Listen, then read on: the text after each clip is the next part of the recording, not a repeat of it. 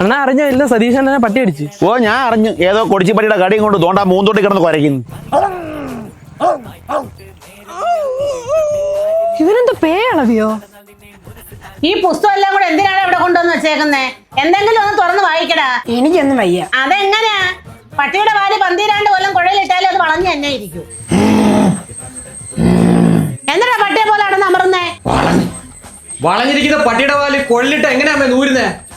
പട്ടിയെ പറയുന്ന അതിന് ഞാൻ നന്ദുവിലൂടെ പഠിക്കാനല്ലേ പറഞ്ഞത്.